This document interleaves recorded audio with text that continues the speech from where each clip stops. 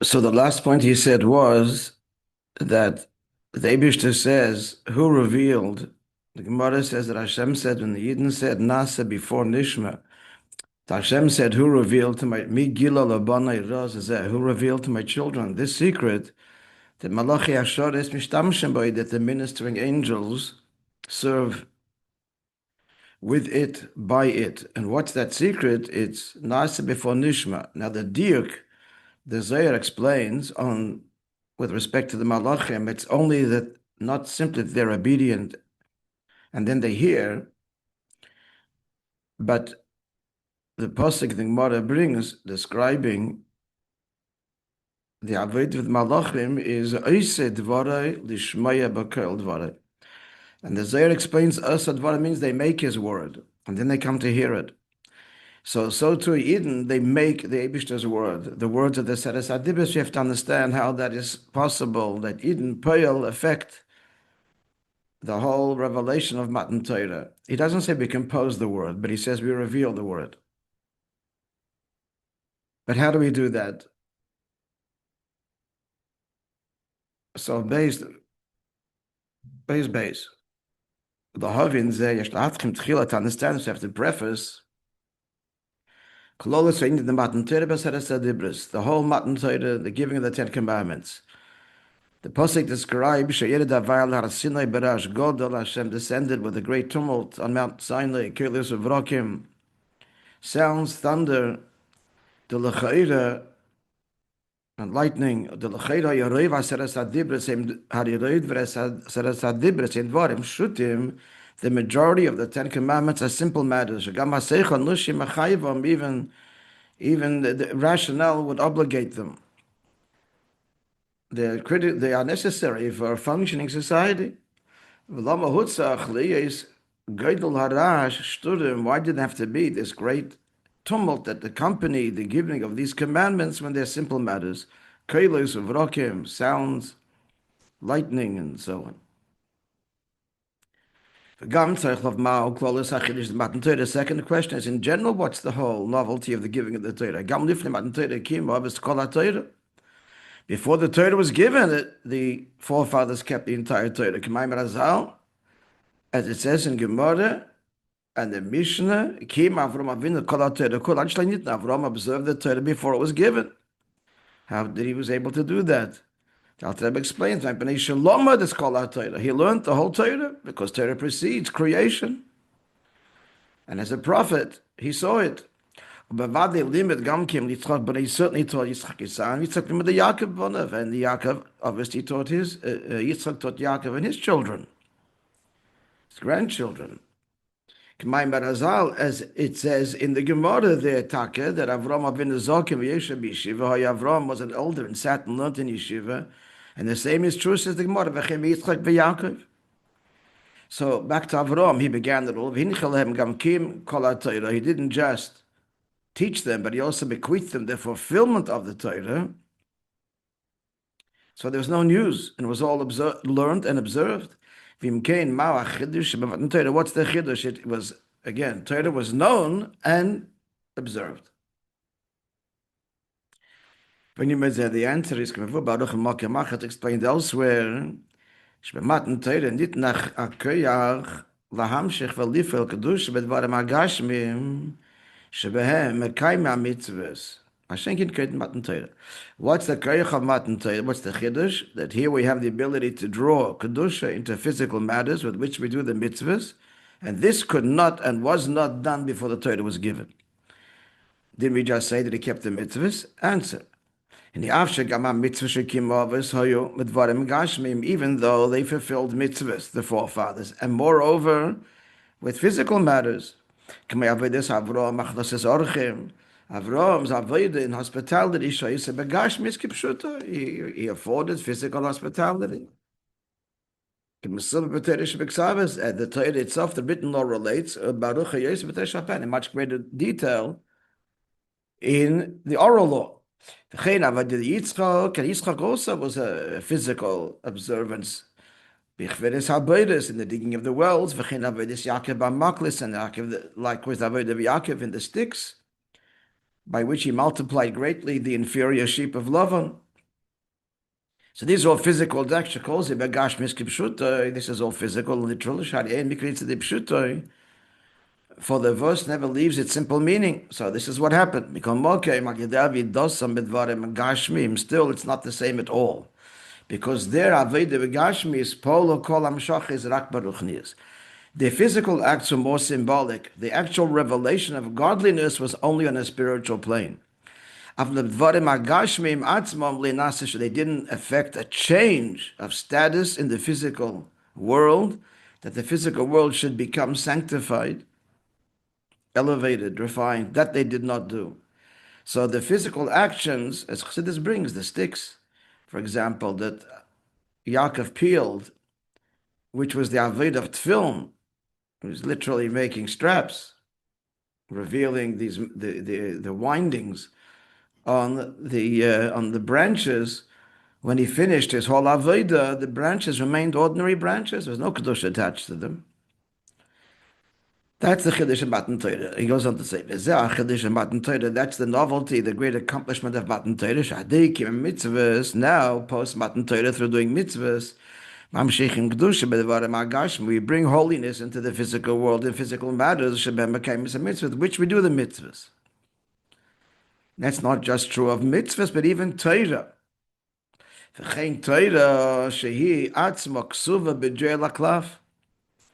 Number one, Torah is written with ink on parchment. That's not what they had. They learned Torah, they said the words, and may have had their own notations, but it wasn't the sacred scroll, which we have now. And moreover, and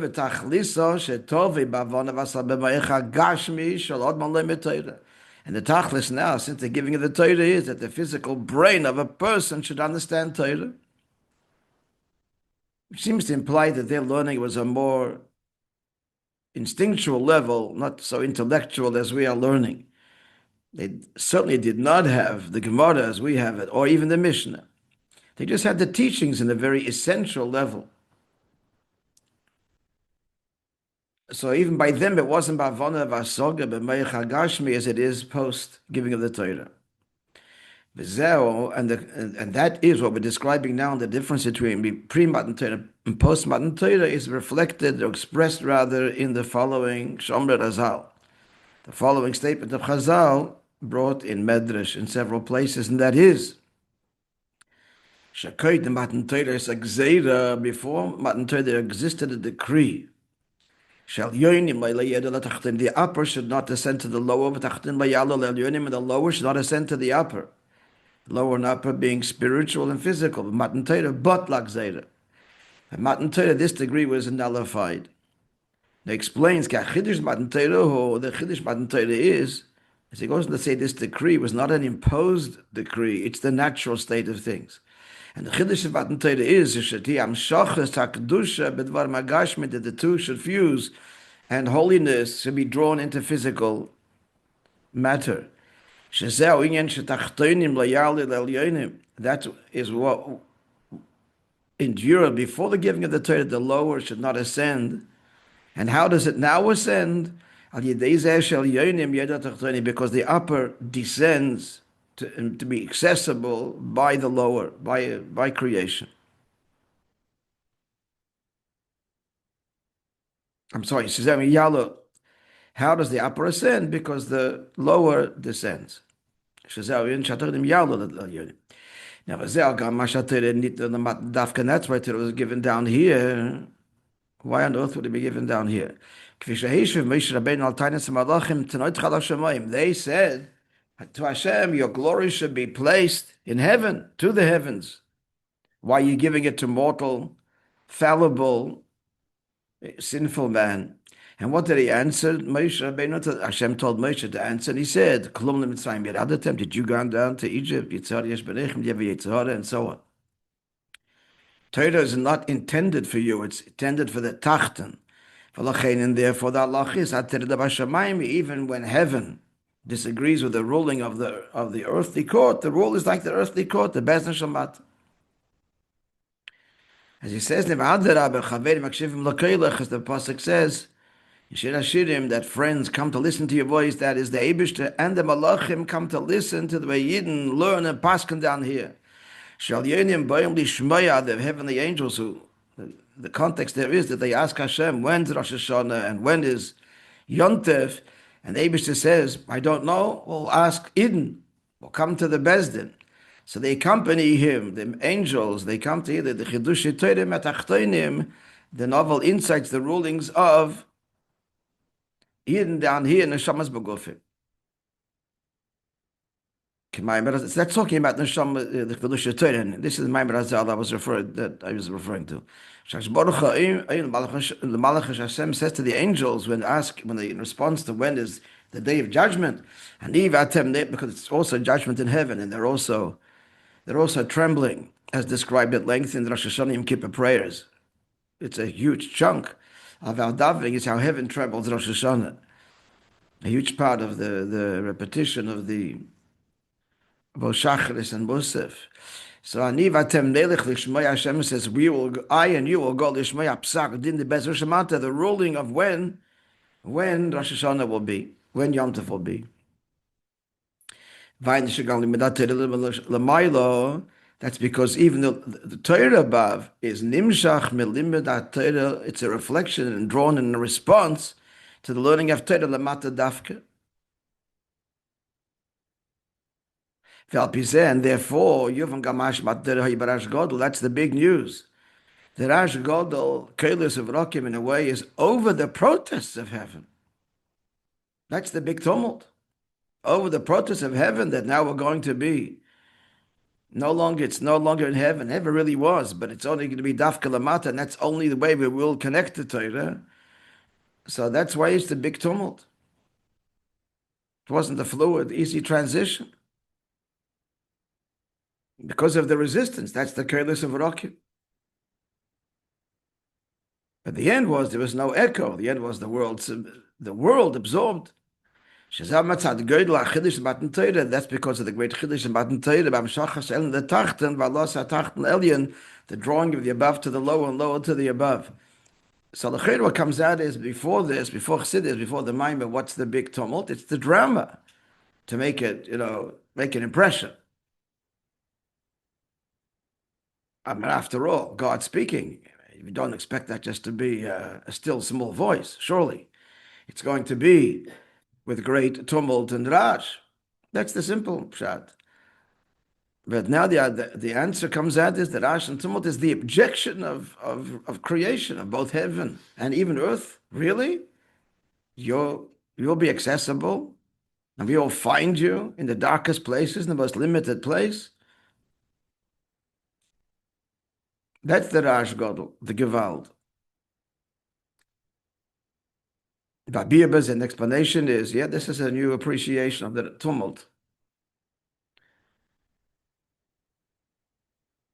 It's not new to this mimer, but he's spelling it out for us.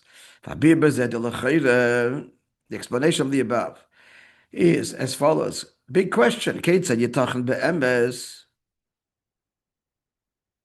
second time he uses the word be'emes in this mimer. Some of the Rabbi said it at the time. We don't usually find it. How's it possible in truth? How's it possible? What's be'emes? At any rate, how is it possible that the uppers should descend and the lower should ascend when this natural divide? They're incompatible. Physicality and spirituality are incompatible. You can't get spiritual into a physical thing.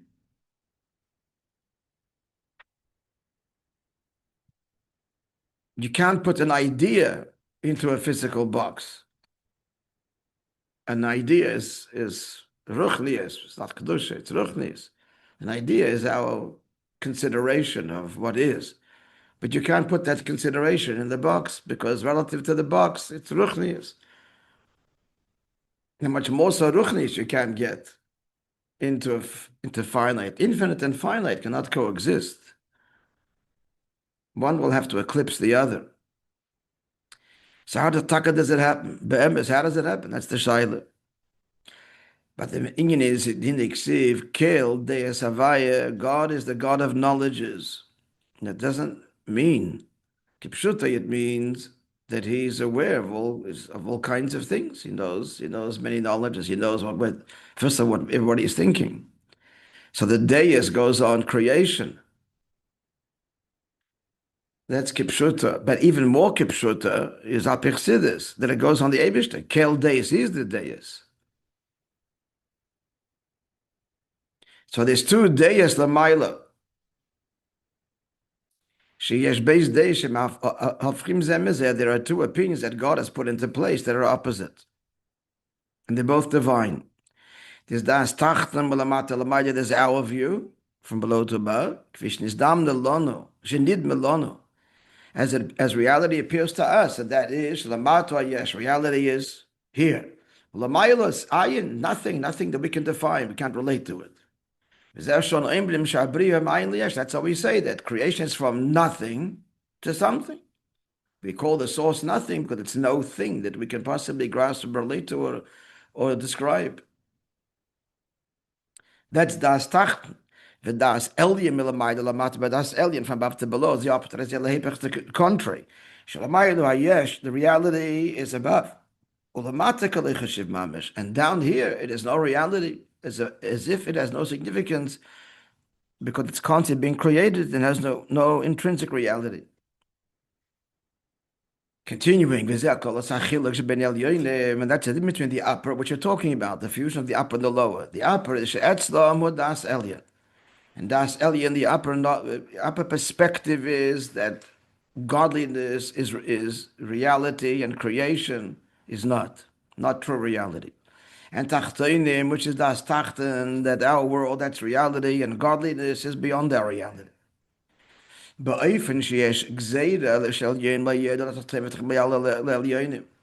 So there is this decree that separates the two, because again, a decree doesn't mean any position. The word gzera means to cut. There is a division between the Elyon and Tachten. They're not compatible. They're opposing views. Amdom, who is Borech Kedel Beis Adayis, but Kedel Deis Havaya, he incorporates both views. Vahaino, how is that possible? How is it possible that at once the world isn't and is? Elyon says it isn't. Tachten says it is. Answer, because it's a madrege high in both perspectives, higher than the is and the is not, or higher than the something and the nothing, the yesh and the ayin, something, no thing. And the revelation of this third madrege, the etzem, that can affect the fusion of das Elyon and das Tachten, which is an amazing consequence. So am I or am I not? The answer is both, and he lives both. So the Eibishter Anochi nullifies this decree, and affects the upper realities fuse with the lower created reality. And the lower reality ascend to and appreciate the upper reality. And this is through a level that is revealed that's beyond both upper and lower. Through this third essential level, both can become one. Such that the upper, of which there's nothing higher, the highest madregas, the Tachten descends to the lower. What level of lower? Of which there's nothing lower than the Tachten. The extremes. The extreme of the Elyon and the extreme of the Tachten become one.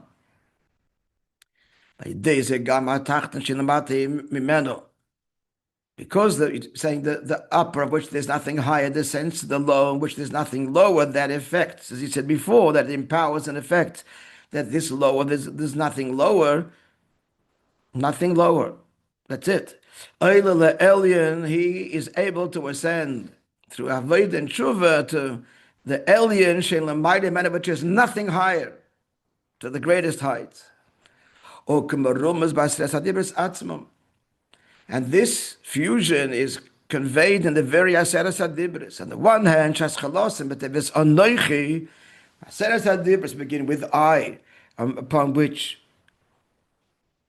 based on the Zohar, Anochi, Misha Anochi, I that I am, The Leisram is Bishum Os V'Kotz Klal that cannot be conveyed or hinted to in any letter or even a stroke of a letter. So the essence, that's the highest possible. And yet, V'Gili Zeh Nimshe B'Dvarim Pshutim B'Yoyse. And this Anoichi, the eye of the Eibush, is drawn into the most simple matters. It speaks about, which again, the norm of any functioning society. Yes, we go further. Dalet.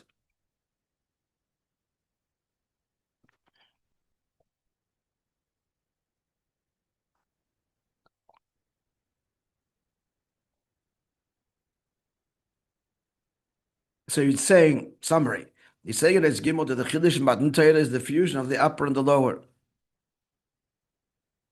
And the Avodah of the upper still there was purely in a spiritual plane. How can this fusion happen? Through the revelation of the essence beyond both upper and lower, Elyon and Tacht. Dalet, yes, that's a summary in a couple of words. Now, remember the Maimber, the whole thing began that who pales the Inyan is Yidden. Yidden apel the Anoichi Avalikach. Oise Dvorei. In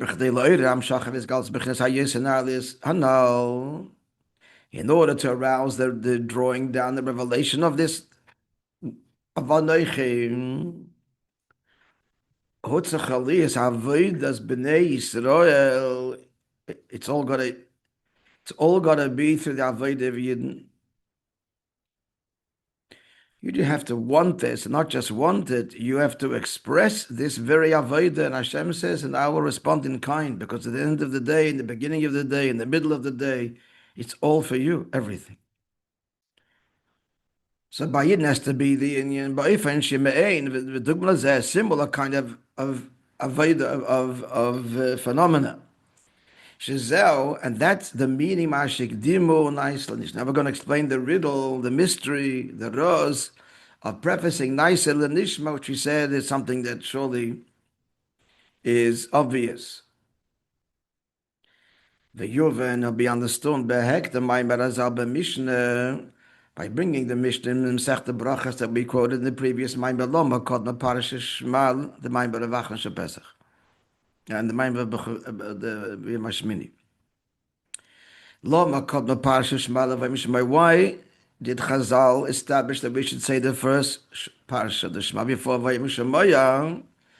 The answer the Mishnah says is Kadeshi Kablo Ve'el Malchus Shemaim Tchila. First, the person has to accept the yoke of heaven. That's the first parsha. Biachach Mokabel El Ve'el Mitzvahs, and then accept the yoke of mitzvahs. The second parsha. In brackets he adds, we don't just mean mitzvahs, but Torah too. Shebezeh Nichol Gam Oil Torah, the yoke of Torah study.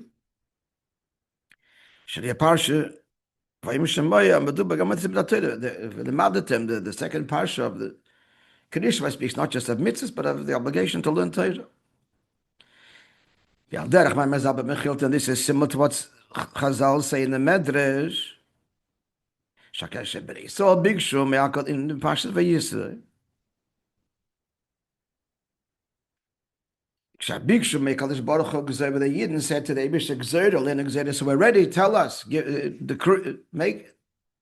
make decrees for us. Hashem said, wait, first accept my kingship, my sovereignty. And then I will issue the decrees and the commands and so on. Why? So what is this inyan that it first has to be Kabbalah's El Malchus Shemayim and then Kabbalah's mitzvahs? The matter is, Gam El Mitzvahs, L'chayra, if you're accepting the yoke of mitzvahs, is not implicit in that, the yoke of the one who commands it, El Malchus Shemayim. So why must there be these two separate, as it were, acceptance? So he says, Shagam El Mitzvah Shalach Kabbalah's El Malchus Shemayim, even the yoke of mitzvahs which comes after accepting the yoke of heaven, that's also Kabbalah's oil. Can you help explain the difference between the Kabbalah's oil of mitzvahs and the Kabbalah's oil Malchus Shemayim, which is going to answer the question he asked, or the point he made at the end of the first ois, That the fact that they got a crown for Nishma means that there's the Kabbalah's Eil and Nishma too. That's why it's a crown, which is higher than Seichel. However, the crown of Nasa is a different level, which is this is what he's explaining now. Therefore, why two crowns? So now begin the beer. So where do we see that Kabbalah's mitzvahs is, that doing mitzvahs is also Kabbalah's accepting the yoke? We see this talk in the language of the Medrash just quoted. As underscored in the statement of the Mechilta, Exer Alechem Gzeiris, I will issue decrees. So the mitzvahs are called decrees. Gzeiris Daike. It's a decree, and it's a statute, and it's a decree. You can't consider it. You have no permission to even think, to try consider it, to try and fathom it. So even oil mitzvahs is oil mitzvahs. It's a yoke, and it's a inyan of gzeira higher than seichel. So what's in between that and Kabbalah's oil malchus shamayim? Answer: El shachile ben oil mitzvahs. Le malchus shamayim. The difference between the yoke of mitzvahs and the yoke of heaven is as follows: Oil ha mitzvahs who bitul l'rotzen oelyon. So the yoke of mitzvahs is a person surrenders and he's going to do the will of Hashem, the supernal will. Beautiful.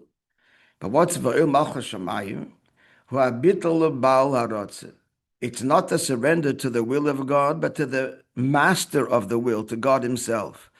Shezeo Kabbalah's oil kloli. That's a general Kabbalah's oil, not related to specific commandments, specific behavior, but that you are my king. Kabbalah's oil kloli. In other words, in simple language, the first one is establishing the relationship, and the second is the expression of that relationship.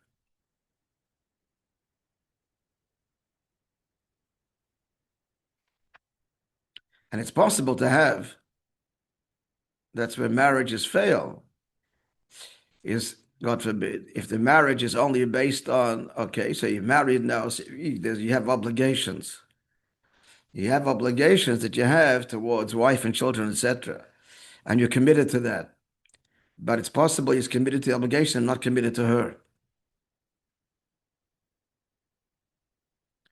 And that means, amongst other things, what happens when there's no more any obligations? It's the end of the relationship.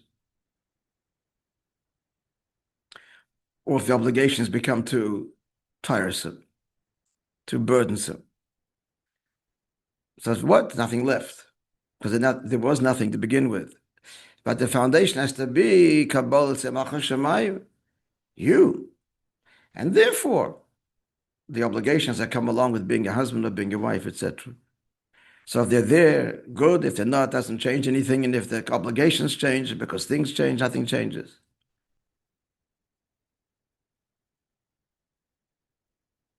You follow? Yeah, so guys are joining already? Okay. So we'll stop here. And we will continue Be'ezrat Hashem on Monday.